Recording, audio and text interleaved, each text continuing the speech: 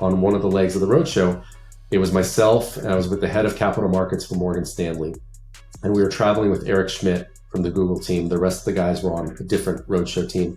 And I think we were going from Kansas City to Denver or something. And so we get on the plane. It's myself, the guy from Morgan Stanley. And we're looking around. We're like, Eric, where's Eric? And we see him outside, and he's kind of walking around the plane, and he's inspecting the plane. He's looking at the engine. He's looking at the wings. And we're like, maybe he's a nervous flyer, right? I don't know. And eventually Eric gets on the plane, and he's kind of making sure we're all situated. You guys have what you need, which is kind of odd, right? Because he was the client. Normally the bank should be, hey, do you have what you need? What can we get you? And he says, okay, you guys good? I'll see you in Denver. Like, what's he doing? And he walks up to the cockpit, takes a seat. He starts flipping all these switches, and the cockpit doors open. And so I kind of do a double take, like, is this guy really going to fly the plane? And sure enough, we didn't know it at the time. We figured out pretty quickly that Eric had his pilot's license. He ended up flying us from, again, I think it was Kansas City to Denver. And this wasn't like a small Cessna, right? This was a proper airplane. That's badass. Like, not only does the guy invent the best search engine in the world, but can also fly. Yeah, pretty cool. Is this thing on? Yesterday's price is not today's price.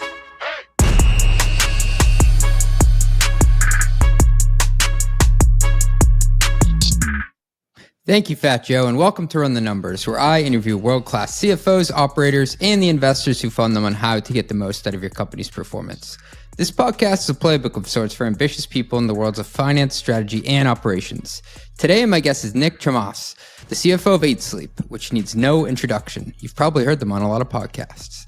On this episode, we cover Eight Sleep's unique business model, his story about working on Google's IPO straight out of college, that's a good first gig, what the Roadshow experience was like, and a cool story about flying private with one of the founders, advice for finance folks working with investment bankers for the first time, and what to remember about incentives on both sides of a deal, how deals tend to take on a life of their own at some point in the process, and people get caught up in the tide and carried to the finish line, navigating one-way versus two-way doors, why selling and sales is a top job of the CFO, and why your job is sales the higher up you go in any profession, times when you have to swallow your pride and admit your gut feels wrong, and why you don't want to over-celebrate to your board when things are going really well. Nick's stories about the Google IPO Roadshow are wild. If you're a technology history buff like myself, you'll dig this podcast. And he has a great way of explaining the skills that do and don't translate from the investment banking world to being a tech operator. All this and much, much more after a short word from our sponsors. Ready to plan confidently, close faster, and report more accurately? Here's what sets Planful apart. Imagine purpose-built applications for every department, from FP&A to accounting, marketing to HR, all with built-in financial intelligence. It's easy to implement Planful in just weeks and with minimal IT involvement, so you can rapidly and seamlessly engage everyone across the business on your key financial progress. Best of all, Planful grows with you. Its unparalleled scalability ensures that no matter how fast your business expands, Planful can keep up.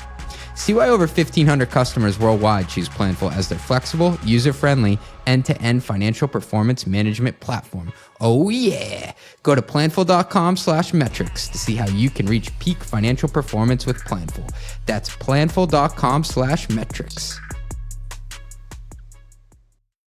Okay, serious question for all my accounting pros here today. Are you doing what you were hired to do? What I mean is, do you have time to actually be a business partner, or are you buried in tedious manual tasks just to get your journal entries prepared every month? I know how that feels. Leapfin's here to help with that. Leapfin is accounting automation software that automatically prepares and posts reliable journal entries. And that's just the beginning. High-growth businesses like Reddit, Canva, and SeatGeek choose Leapfin to eliminate manual tasks, accelerate month-end close, and enable accounting leaders like you to provide faster insights that will help your company grow. If you're battling messy transaction data from Stripe, Adyen, Shopify, Apple Pay, and other PSPs, and then battling again to get it all into NetSuite, go to leapfin.com to watch their short product intro video. And if you like what you see, request a 15-minute conversation to learn how accounting automation can help you and your team. Check out leapfin.com today. That's leap like jump, fin like shark. I just made that up. I hope they're okay with it. Leapfin.com.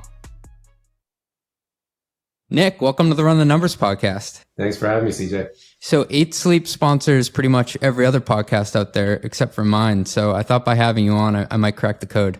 It's nice to be on a podcast for a change versus hearing our name on a podcast. It's funny though, like how much brand awareness that has, because like I told my wife before this, I'm interviewing Nick from Eight Sleep, and she's like, "Oh, they sponsored the podcast that I'm listening to right now." It's pretty cool. Podcast is a great way to get the name out there, and we're fortunate. We have some very loyal customers that shout Eight Sleep from the rooftops. So puts us in a good spot. That's awesome. And just in terms of like describing to people when you work at Eight Sleep, what do you say? Like it's not really a technology company, but it has tech aspects to it. It's not really a consumer packaged goods company, but it has aspects of that too. Like, tell me a little bit about like Eight Sleep, what drew you there, and kind of how you describe the business. Yeah, so we're very much a technology company. Effectively, what we've built is a smart mattress topper. So we call it the pod, that you can install on any mattress that will improve your sleep. The way it works is it heats and cools the mattress cover to ensure your body's at the perfect temperature to optimize your sleep. So the cover, again, I keep calling it a cover. It's a mattress topper. Yeah. The cover has, it tracks your biometrics. So we have about a dozen sensors in it, tracks your biometrics. And based on feedback it gets from your body, combined with the intelligence we have from all of the data we collect, it automatically adjusts the temperature, the temperature of the cover throughout the night to improve your sleep. And the reason it works is temperature is actually the number one factor that determines how we sleep. And so the pod is adjusting temperature constantly throughout the night to keep you in deep sleep longer, to keep you in REM sleep longer. So again, we're fortunate. We have a lot of customers that are fans and a lot of diehard customers that love the product. That's incredible. And I think I could use one right now because I have a baby that's 6 months. If you listen really closely, I think she's screaming downstairs right now. But more sleep, I could definitely benefit from that. It doesn't drown out the noise of kids crying, I found. But it does help you once you are laying in bed in a quiet room, it does help you sleep better. If you're taking product roadmap suggestions, maybe you could add that on. Yeah, exactly. We can talk about Eight Sleep more, but I want to go back to like how you started your career. And you're a CFO now, but in a prior life, you were an investment banker, and you actually worked on the Google IPO in your first job out of college. Did you know at the time this is going to be a historic company? Yeah, it's fun to look back on this. You know, we're coming up on the 20-year anniversary, actually. This was August 2004. So I'm really dating myself. You know, to your question, did we know it'd be a historic company? The short answer is no. At the time, we knew it was a big deal, but did we predict it would become a $2 trillion company? Definitely not. You know, I remember getting called into the head of our group's office. So I was working at Credit Suisse at the time, my first job out of college. I get called into the head of the group's office. And I was terrified. Like, why does this guy want to see me? And he basically tells me we're going to pitch for Google's IPO, but we can't talk about it. So Google basically put out an RFP to a bunch of banks. It was a long RFP. It was like 100 and something questions that bankers had to respond to. And so we were going to start working on the RFP, but we couldn't talk about it, even internally. So we had a code name internally. I wish I remembered what the code name was of the project, but even internally, we couldn't talk about it. So there was a lot of hype. But there were a lot of unknowns, right? We were only a few years removed from the dot-com bubble. So I think there was a lot of skepticism around tech companies still. Google had not yet become a verb, right? There were other search engines out there. People, you know, these days don't remember it, but I think back in 2004, Yahoo had probably an equal share of the search market at the time. There were other search competitors out there. So Google was well known, and it was kind of one of these cool startups. But it wasn't the behemoth that it is today. To your point, I believe Google was like the 17th search engine to market. It was. There was a bunch of others, Ask Jeeves and Web Crawler, and it was a lot that came before it. Did people know how to size this up? I mean, you're an investment banker who has to make the case for this. When you looked at their business model, was the search engine model, which is monetized through advertising, like did that make sense to everybody, or was it kind of foreign? It was a little bit foreign. Again, I think there was a bit of a hangover from the kind of dot-com bubble. So people didn't really know how to value businesses like this. Yeah. And I think that combined with, you know, Google did this kind of unique IPO process. They priced it through a Dutch auction versus a traditional IPO. And so it just created a little bit of kind of confusion and noise around the deal. But I think in general, people just didn't really know how to value the company. They didn't know and understand the full potential of business clearly. I mean, even years later, Eric Schmidt said that Google ended up succeeding beyond his most optimistic dreams, right? So even the team didn't fully appreciate kind of the potential of what it could become. Dutch auction. I haven't heard that one since I was studying for level 1 of the CFA exam. I passed it on the second try. Good. So what were the vibes in the Roadshow meeting like overall? Like were people rip roaring to get into this thing, or was it something that you really had to sell? I wouldn't say rip roaring to get in. The roadshow meetings were definitely interesting. So for traditional IPO, you go to these, so you do kind of these roadshow meetings, and you'd go to a large fund, and maybe you'd meet a few people, right? The portfolio manager, the PM, maybe a couple of analysts. They bring a couple of analysts with them. But for Google, we were filling up auditoriums. We were going to hotels and filling up ballrooms in the Four Seasons. But I think a lot of it was just pure curiosity, right? People just wanted to know. They wanted to hear about this hyped startup. They wanted to meet these young founders, hear them talk. It was a unique IPO process, again, kind of this Dutch auction process. So there was a lot of just curiosity about what this is. And so a lot of people wanted to join these meetings. But I remember there was a Business Week article at the time that I think it said, I forget if it was the headline or the first sentence of the article said, "Don't bother to bid on this shot in the dark IPO." And there was a lot of noise again around the process, around the hype of the company. And then there was a Playboy article that came out right around the time of IPO that almost derailed the thing. Like there was a lot of just Playboy article. What happened there? Yeah, so there was a Playboy article that Sergey and Larry had done. So they had talked to a journalist months before we started the IPO process, started down that track. Yeah. And I think Playboy released it while we were in the quiet period of the IPO. And so that created all sorts of problems and almost derailed the deal. Again, there was nothing harmful in the article itself. It was just the fact that it was Playboy, the fact that it was, these young founders, and the fact that it was during the quiet period that just created a lot of issues that we had to work through. Looking back on it, were there any cool stories, anything memorable about the Roadshow? Yeah. Definitely there were. It was 20 years ago again, but a few of those memories are etched into my mind. So at one point we're traveling, and as you sometimes do on these roadshows, we were taking a private plane. It's just more efficient to get from place to place. So we had two roadshow teams. I was the only person from Credit Suisse on my roadshow team. Again, I was a first year analyst. So this was a big deal. This was pretty cool for me. And on one of the legs of the roadshow, it was myself, and I was with the head of capital markets for Morgan Stanley. And we were traveling with Eric Schmidt from the Google team. The rest of the guys were on a different roadshow team. And I think we were going from Kansas City to Denver or something. And so we get on the plane. It's myself, the guy from Morgan Stanley. And we're looking around. We're like, "Eric, where's Eric?" And we see him outside, and he's kind of walking around the plane, and he's inspecting the plane. He's looking at the engine. He's looking at the wings. And we're like, maybe he's a nervous flyer, right? I don't know. And eventually Eric gets on the plane, and he's kind of making sure we're all situated. Do you guys have what you need? Which is kind of odd, right? Because he was the client. Normally the bank should be, "Hey, do you have what you need? What can we get you?" And he says, "Okay, you guys good? I'll see you in Denver." Like, what's he doing? And he walks up to the cockpit, takes a seat. He starts flipping all these switches, and the cockpit door is open. And so I kind of do a double take, like, is this guy really going to fly the plane? And sure enough, we didn't know it at the time. We figured out pretty quickly that Eric had his pilot's license. He ended up flying us from, again, I think it was Kansas City to Denver. And this wasn't like a small Cessna, right? This was a proper airplane. So that was pretty fun. We got there safely. That's badass. Like, not only does the guy invent the best search engine in the world, but can also fly. Yeah, pretty cool. That's a cool story. Thanks for sharing. I want to talk a bit about being a banker versus investor and operator, because you've sat on all three sides of this table. I can't really think of a three-sided table. That'd be a triangle table, I guess.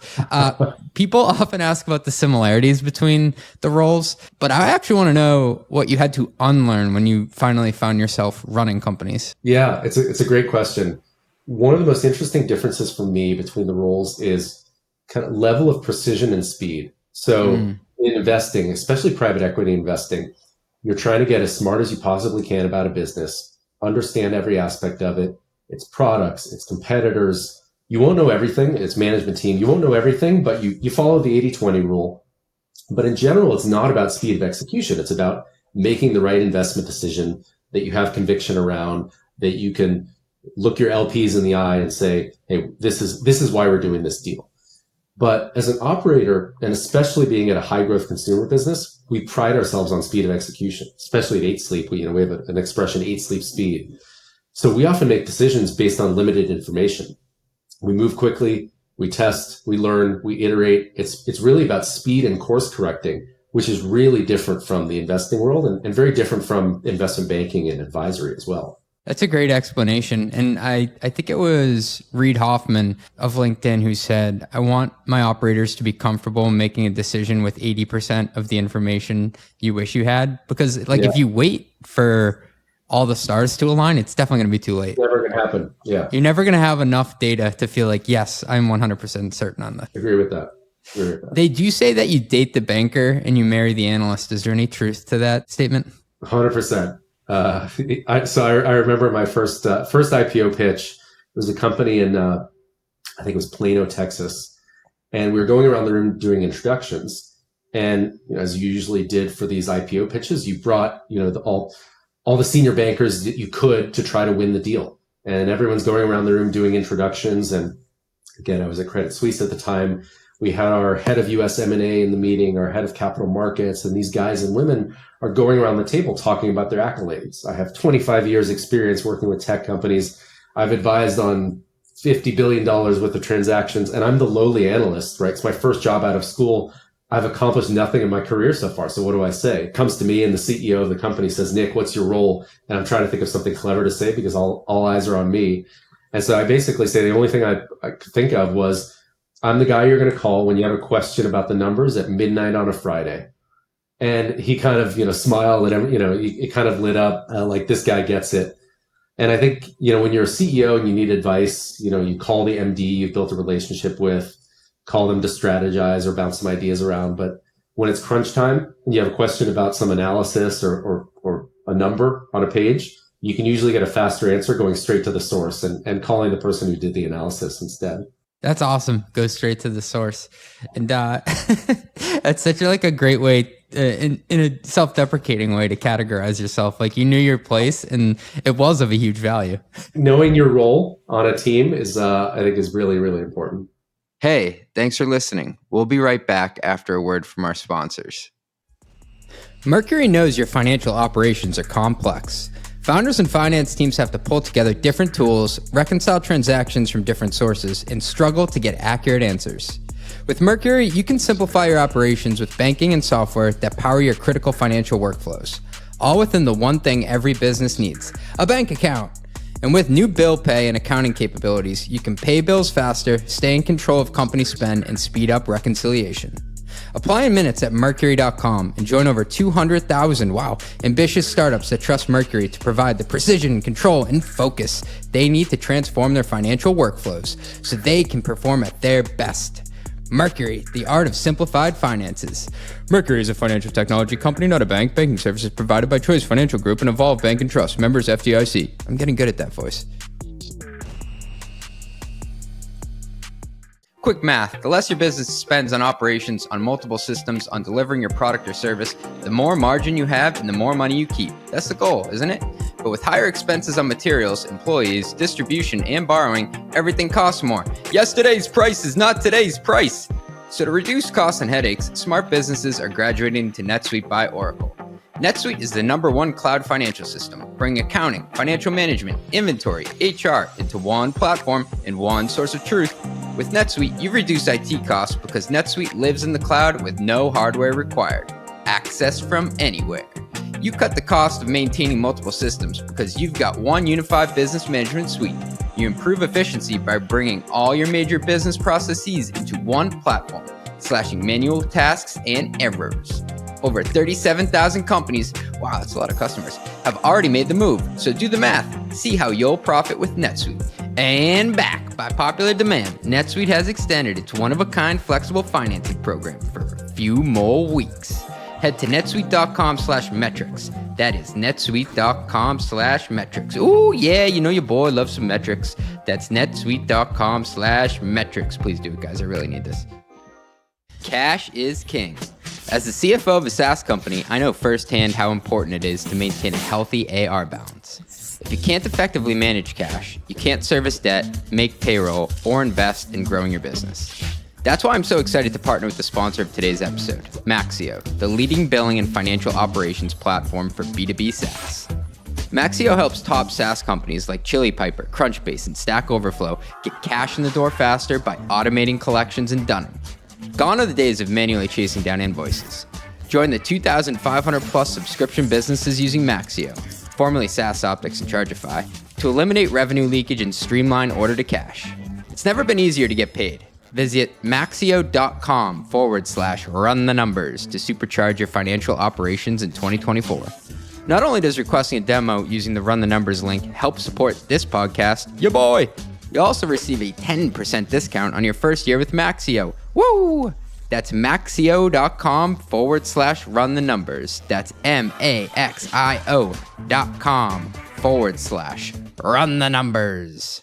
Any advice for startup operators working with investment bankers for the first time? The best bankers can be huge assets. I've been fortunate in my career to work with some really great bankers.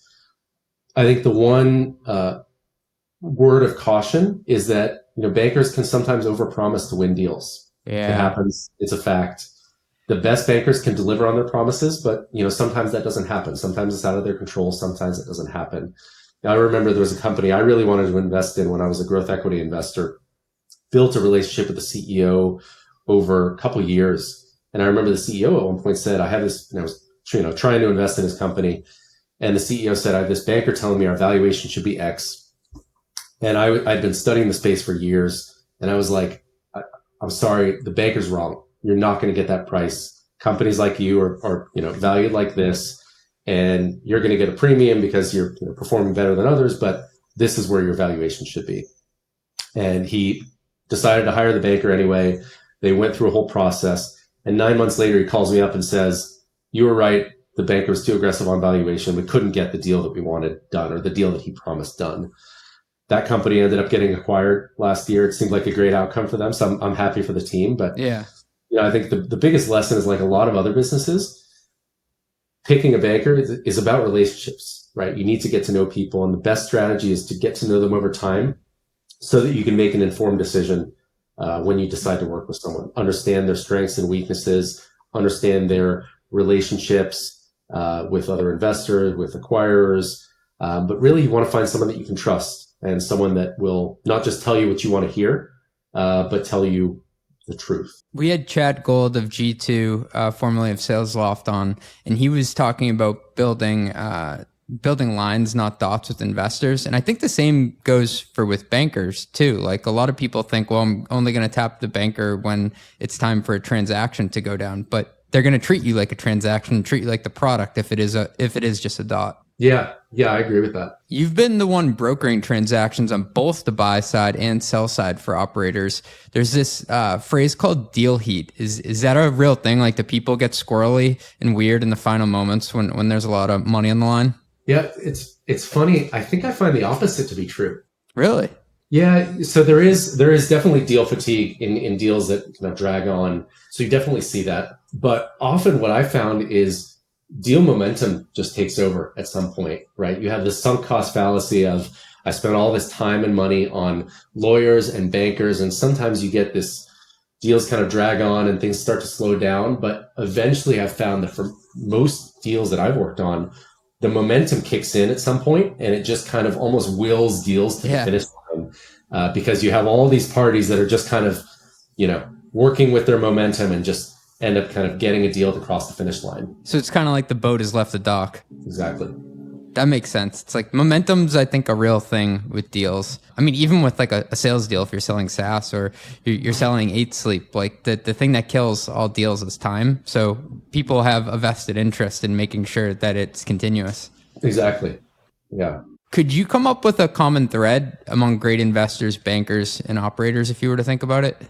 I think whether you're an investor, banker, operator, or there's a ton of other roles this applies to, but I think across those roles, one universal skill that I think drives a lot of success is the ability to sell. So as a banker, you're selling your relationships, your knowledge, your firm's capabilities. As an investor, you're selling your capital, right? Your ability to help scale a business, your ability to help, sit on a board and help advise a CEO. And as an operator, you're constantly selling. So whether it's selling your product to customers, selling people on why they should join your company, selling to investors, I think what people often get wrong, especially about the CFO role, is they have this notion of the backroom bean counter, which I think couldn't be further from the truth, especially these days. Maybe, many years ago, that was the case. But I think these days, the best CFOs can sometimes sell almost as well as the CEO can. Because again, you're constantly selling. I'm constantly talking to investors, partners. So you're selling the product, you're selling the numbers, you're constantly telling a story with numbers. And so I think having that sales skill set is a super, super valuable skill set across many different roles. Nick, I love that you called this out because as a finance person, I'm begrudgingly realizing that the CEO's job is sales, the law firm's partner's job is sales, the investment banking MD's job is sales, the big four tax consultant's job is sales. So it's not just enough to be an expert in your domain. You have to know how to sell at the peak of really any position out there. If you had asked me, 20 years ago, do you like selling? I would have said, no, I hate, I don't want to get in sales. I don't want to go anywhere near sales. Yeah, a cold call terrifies me still. Cold calling is awful. And then I had to do it many times in my career. And you realize that it's a super, super valuable skill set that helps you excel. Again, whether you're an operator, whether you're a business owner, you need to be selling constantly. And so having that skill set to fall back on is really, really valuable. Yeah. And you're always selling the company to prospective employees too, because if you think about it, the top talent out there, they're not just sitting on a beach waiting for your phone call. Like, they're smart people. They're doing something interesting. You have to sell them on why they should come work with you. Yeah, it's a great point. I don't think people do that enough, especially so I make a point in, first interviews, even with candidates. When I'm first talking to them in that first round interview, I'm giving kind of background on myself and I want to hear about them. Yeah. But I do try to sell a little bit. Because I think you always have to be selling. Again, even if it's just a first round interview, I don't like diving in and saying, okay, tell me why you want to work with me. Tell me everything you know about Eight Sleep. I use the opportunity to tell people, hey, here's why I made the decision to come to Eight Sleep. Here's what makes people successful here. And here's what people like about being here. So I think it's important to sell that a little bit.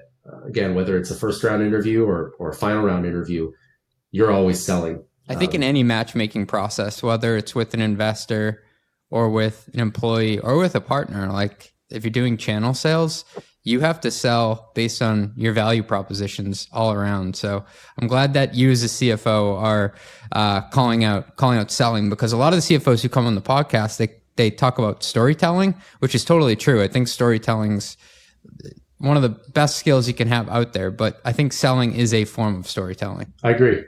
I want to talk about decision making. Before we started this, you were talking about the concept of one-way versus two-way doors. Can you explain first off, like what is a one-way versus a two-way door? Yeah, so I love this concept. Learned it from reading and watching interviews with Jeff Bezos. So most decisions are two-way doors, right? You can reverse course. You can walk in a door, you can walk out. Some decisions are so important and hard to reverse. Those are one-way doors. And so for one-way doors, you need to have a much higher bar. You need to do a lot more work ahead of time. You need to have much higher conviction around those decisions because they're much harder to reverse. And so you need to think about those much more than you would a two-way door where you can always reverse course. Is that like a bet the business type thing? No, I wouldn't say it's a bet the business. I would say it's, smaller bets versus bigger bets, right? Yeah. The smaller bets happen daily. The bigger bets maybe happen, monthly or quarterly. I think in some cases they can be a bet the business decision, but oftentimes they're just important decisions that you can unwind. They'll just take a lot of time, right? I think a good example is, a new product, right? Launching a new product can be a two-way door. You can always reverse course. You can always sunset a product. It's not ideal, but, it happens. I think, case in point is the Amazon phone. There's many companies out there, especially product companies, that have launched a product. It just wasn't successful. They, sunsetted the product and they've been successful since. So I think, product launches are great examples of, it's an important decision. It's not necessarily a bet the company decision. It can be, but you can reverse course in some cases. Have you walked through any one-way doors in your career? So I think in most cases, investing is a one-way door decision. That's why investors do so much diligence leading up to a deal. I think getting married is a one-way door decision. I'm lucky I found my amazing wife, and we're actually celebrating our 15-year anniversary next week. Nice. Congrats. But I've made some one-way door decisions in my life. I also make many two-way door decisions daily. Again, these are decisions that happen, and they need to happen quickly. And especially when you're in a startup and you're in a fast-paced startup environment, you need to make quick decisions with limited information. And so I think the important thing is understanding when you're faced with a decision, understanding whether it's a one-way or a two-way door, because that determines how much work you need to do, how much thought needs to go into it. When you're making a two-way door decision and you can easily reverse course, you can make those decisions quickly. You can make those with limited information because, again, it's easy to reverse course. But you need to understand when you're faced with a decision, can I reverse course? How easy is it to change this decision if we need to, if it was the wrong one? I like how you said it's about the amount of time you invest and thought that you invest in going into that decision, because I do think there's a kernel of truth in there that people get nervous about one-way doors because they're nervous about putting in the work to get comfortable with it. Yeah. How do you rely upon numbers versus gut feel when you're making decisions? I think the best CEOs and CFOs are data-driven, number one. What I like to do is I like to have a point of view before I see the data. It's almost like the scientific method, right? You start with a hypothesis. So I start with a hypothesis, then I look at the data and see if it corroborates my gut feel. I try to look at the data from a few different angles to avoid confirmation bias. Ultimately, I think when you have data, that gives you conviction. And so I think it's really important to rely on data versus gut feel when you make especially important decisions, right? Because it's always, you can point to the data and you can say, hey, here's why I'm making this decision. I think gut feel is much harder, and especially when you're trying to convince other people on the team of a decision, it's much easier to do so with data. Right. Hey, here's the data. This is why we need to make this decision. That's a much easier conversation than saying, hey, I have a feeling we should do X, Y, Z, which is it's a much more ambiguous conversation and makes it harder to convince people. I'm extremely data driven. Like people say they're terminally online. I'm terminally in the data. At the same time though, this year I've been trying to listen to my gut intuition a bit more, because as I'm in the seat longer, I think I'm realizing that my gut feel is an accumulation of data points that I just can't point to at the time. But to your point, Nick, it's way easier to convince people of a point rather than like, it almost seems like, hey, I didn't put the work in, but this is what my intuition tells me. But at the same time, I try not to ignore it, because I have to believe, yes, you do have enough experience to at least directionally know what's right or wrong. Yeah, I feel that too, especially as you kind of progress in your career and there's more pattern recognition and you're kind of like, oh, I've seen this before. You need to listen to your gut feel for sure. And I think the toughest situations are when your gut doesn't match up to the data. Yeah. And that's when it's kind of like, okay, do I have the right hypothesis here? That's when I try to, question my assumptions. Did I think about this the right way? I'm a big fan of data triangulation. You can lie with statistics, you can lie with numbers, but when you look at numbers from multiple angles and they're all kind of telling you the same story, even if that doesn't match up with your gut feel, I think you need to listen and you need to look at the numbers and understand what they're saying and maybe rethink your hypothesis based on that data, because it's telling you something different. Yeah, there's a quote, men lie, women lie, but numbers don't. And I refute that, because I think depending on who's using the numbers can lie too. Yeah, I think that's a good point. Are there any mantras that you have? Anything that you say either to yourself while you're working or to your team? Similar to what you just said, although you can lie with data, you can lie with numbers, and you can kind of selectively pick data that tells the story that you want to tell. Yeah. As an investor, I always said the numbers don't lie. When you look at the data from multiple angles again, and it tells the same story consistently, that helps me build conviction that, okay, the data is telling me something. It's telling a story, right? There's some narrative associated with this, with the data and the numbers. Sometimes you have to swallow your pride, right? Your gut feel you might have a different gut feel than what the data is telling you. And again, it's much easier to convince people with data. When I go to my CEO or a board member and I want to make a decision, it's much easier to get support around that decision when you have the data backing it up. And sometimes, again, the data doesn't align with people's instincts. And I think it's important to understand the why in those situations, right? You can't just say, well, the anecdotes say this and the data say this, and we're going to go with the data. I think it's important to understand the why, right? And build a new narrative around the data that might be different than your original gut feel. Jeff Bezos was on Lex Friedman's podcast, and he had brought up the concept of listening to anecdotes and if there's truth there compared to the data. And he gave this example of like this meeting he was in with the customer support team. And I think they said like, yeah, we answer every call within like 90 seconds. And he said, well, I keep hearing these anecdotes from customers that it's taking forever to get through. And they're like, no, it's 90 seconds. And he said, all right, let's call right now. And so they called the number, and I think they all just sat there in silence for like 18 minutes. I heard that one too. And it's a great example, again, of where anecdotes and data don't line up. And I think Bezos in that podcast says, I usually believe the anecdotes when the anecdotes and data don't line up. I think the main thing for me is it's the multiple data points or multiple anecdotes, right? If you have 10 anecdotes all saying the same thing and it doesn't match the data, I kind of believe the anecdotes, right? But if you have 10 data points all saying one thing versus one anecdote, tend to believe where I have the most data points because that gives me the most conviction. And those data points might be anecdotes, right? One anecdote is a data point.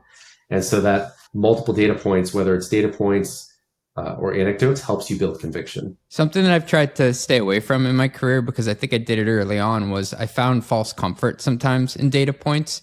And there's this phrase that I always say, it's beware of all green dashboards.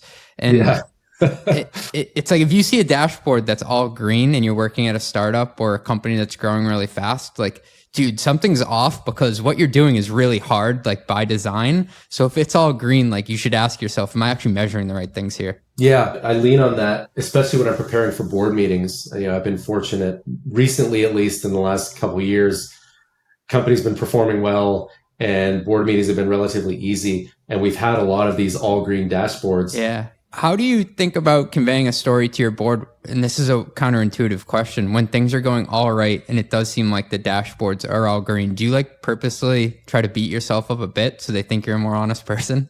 No, I think being direct and open with your investors and board is super, super important. What I've found is dashboards can be all green, but there's always something that's not working in a company, right? So your numbers can look all green. And, we've been fortunate at Eight Sleep where the last couple of years have been like this, where our dashboards are all green. Everything's up and to the right. The metrics are all great. But when you look under the hood, we're a product company. There's things we need to work on. There's things we need to get better at. And so spending those board meetings addressing those issues. So giving ourselves a pat on the back for the things that are going well, absolutely. But then focusing on, hey, here are the things that we need to work on, right? Whether it's new product introduction or, the next generation of the product and improving the prior generation, whether it's hiring and retention, and we need to get better about recruiting and retaining our best people. There's always something you need to work on, right? There's no scenario where everything's going great and everything's 100% and it's just, it's on rails and you don't need to change anything. Especially in the startup world, you're constantly iterating, you're constantly experimenting. Not everything is 100% green all the time, even if the numbers tell you that most things are green. Yeah. This sounds weird to actually say it out loud. So I've been through my share of, some excellent board meetings and some that were tougher. And the excellent ones, I actually get a bit worried. Like, do they think that maybe I'm trying to gloss over the truth when I'm not? It's just it's going really well. Sometimes you string together an amazing 3 months. And at the same time, I'm also thinking in my head, like, we want the credit if we lose or if we win, but like, don't over rotate on saying how great of a job we're doing, because when it's bad too, I hope you don't over rotate in that direction either. There's an interview I saw with a bunch of actors. It was like Tom Hanks and Shia LaBeouf and Jamie Foxx all sitting around a table, and they were talking about kind of, what advice would you give others? And I think Tom Hanks said, this too shall pass. So whether you're in a great moment in your life, in your career, this too shall pass. Whether you're in a tough moment in your life, in your career, this too shall pass. And I think, board meetings and company performance, it can be the same, right? You can have a 3-month stretch of really strong performance, this amazing quarter, and you don't want to pat yourself on the back too much. You don't want to over rotate on, oh, we're so amazing now. We're the smartest, executive team out there, because the next quarter could be tough, right? The next challenge is just around the corner, right? The next product launch. And so having that balance and understanding that you don't want to kind of over celebrate because there's a next challenge around the corner. You also don't want to get, too down on yourself because there's another opportunity to shine right after that. And so I think understanding that things change and being able to roll with the punches, I think, is super important. That's such excellent advice. Nick, I'm going to take you into what we like to call our long ass lightning round. So I ask everybody, you're a successful guy, but give me one thing you've screwed up in your career. Could be this job or a prior one. The biggest mistake I've made in my career, especially in kind of the middle part of my career, was choosing a job over choosing a boss. Ooh. So I've taken jobs where the role sounded great, but the person I was reporting to was a nightmare and it ruined the experience. And what I found is life's too short to work with difficult people. You want to work with people who give you energy, who lift you up, who support you. There's a framework that I like, that I actually learned from our CEO, which is, am I going to be excited to be getting on a one-on-one call with this person? So whether it's a manager or direct report, if you're in a situation where you're dreading, you look at your calendar and you're like, oh, geez, I need to talk to XYZ. Whether it's a manager or direct report, if you're dreading that situation, you need to make a change. Something needs to change because that's not how life should be. That's not how work should be. You got to avoid the energy vampires, I call them. Yeah, exactly. If you could tell your younger self something knowing what you know today, what would you tell him? I'd say careers are not linear. Sometimes you zig when you should have zagged. Sometimes you get lucky. Sometimes you don't. I think what I tell my younger self is, luck plays a part, but the harder you work, the luckier you get. Yeah, I think that was a Yogi Berra quote. I like that one. Can you walk me through your finance software stack? What tools are you using to get the job done today? Yeah, so we have a very lean and efficient finance team at Eight Sleep, and our software stack mimics that. So ERP, we recently implemented Netsuite in the last 6 months from QuickBooks. On the FP&A side, we use Aleph software, which kind of connects NetSuite and Google Sheets. We implemented that pretty recently. We've been really happy with it. T&E, we use Ramp. Tax compliance, we use Avalara. And then kind of, productivity communication. So we use Slack for communication. We're a big Slack company. And then for productivity, Google Suite. And then email, I use Superhuman. That's awesome. Shout out to Aleph. They're getting a lot of love lately. Yeah, it's a cool product. What's the craziest thing you've seen someone try to expense? So I'll think back to the banking days because again, I was in investment banking 20 years ago, which is different than it was 40 years ago. A little more tame, but probably different than it is now. But I'll give a PG answer. This is not a late night podcast. There's a lot of wild stories about bankers going crazy with it. It can be late night. Some people do finance work at night too. That's true. So I started my career at Credit Suisse in the Palo Alto office. I don't think they have a Palo Alto office anymore. But again, I'm going to date myself and I'm going to feel super old listening back to this. But this was the days before Uber, before DoorDash, when we were working late nights. There were limited options. There was a Jack in the Box down the street, which we'd go to sometimes. I think I gained 20 pounds as a first-year analyst, working late nights and getting Jack in the Box. Or we sometimes order waiters on wheels. Is that like Grubhub before Grubhub or something? Yeah. It was basically the same idea as Grubhub and these other companies where you'd order from a restaurant and waiters on wheels would go pick it up. But we had limited options, and one of the easiest options was there was a Whole Foods in downtown Palo Alto. And one of the analysts, who's actually one of my roommates, was notorious. He was super excited when he first started as an analyst, had this expense account, and we would go to Whole Foods, and he started buying multiples of everything. He'd buy, 2 burritos and 2 drinks, and he'd have, 1 burrito for breakfast the next day. And he got more and more aggressive over time to the point where, by the end of his first year as an analyst, he was buying all his groceries at Whole Foods and expensing everything. So laundry detergent, eggs, paper towels, and we were roommates, right? So he'd be leaving the apartment saying like, "Hey guys, I'm running to Whole Foods. Do you need anything? I'm going to expense." You benefited. You were complicit, Nick. He'd come back with just everything from Whole Foods. Like, don't worry, the company's got it. That's an amazing story. It's like, yeah, boss, I'm doing my laundry in the office. I spill a lot of things. I need the paper towels. Exactly. Nick, this has been amazing. Thanks for telling us about Eight Sleep and your career. And there are a lot of nuggets of wisdom along the way. This has been great. I really appreciate it, CJ. Nice chatting with you. Run the Numbers is a mostly LLC production. Yelling an intro by Fat Joe. Artwork by some AI thingamajig. Podcast and video editing is done by Cleancast at cleancast.io. Nothing said on this podcast is intended to be business or investment advice. It's the sole opinion of me, a guy who feeds his dog too much ice cream and has a history of net operating losses, LOL. If you like this podcast, please hit subscribe. It would mean a lot to me.